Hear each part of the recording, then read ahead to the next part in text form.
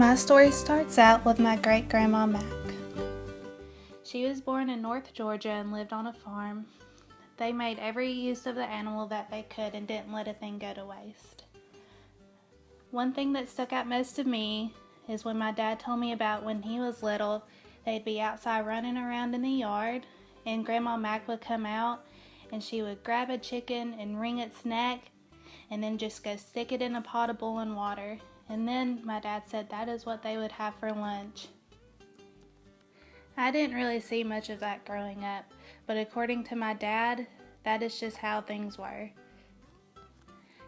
Great-Grandma Mac had several children, one of them being Maxine Daffrin, who is my mama. She married my papa, Howard Daffrin, in 1943, and they had 5 children, one of them being my dad, Pete Daffrin. He was second to youngest and dropped out of school in 10th grade so he could work and make money for the family.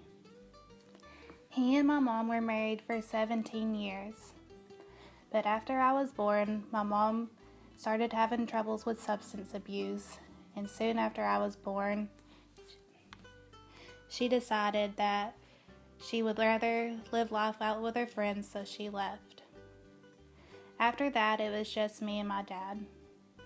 And it was like that for as long as I can remember. But he had started his own carpet industry, and he had to work a lot. So that is when my grandparents stepped in. They would pick me up every day from school, and I'd go back to their house. A lot of the times my other cousins would be over there too, and we would go outside and we would run around in their backyard and in the woods, and we wouldn't come in until we just absolutely had to. Growing up, we got together a lot as a family.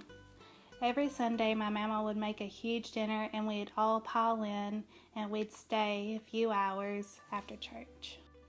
Church is very important to me.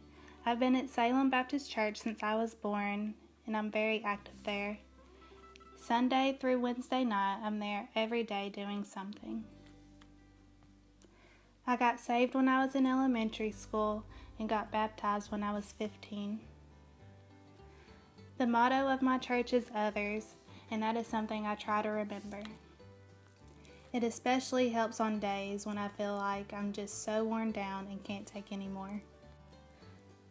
I've always known I've lived in the Appalachian region, but never really thought how it would affect me as a social worker. Looking back now, I can see that it has.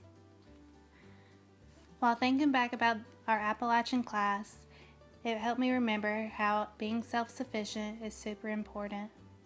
The people of Appalachia don't want to count on anybody else for what they need.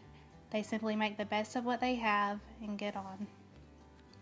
I also think back about when my dad opened his business and he had to be super innovative. He didn't always have the machinery he needed and didn't always have the money to purchase a new machine, but he looked around to see what he had and he came up with it on his own. I think as social workers, it's very important that we be innovative. Our clients aren't going to be cookie cutter, and they're relying on us to help them come up with a solution.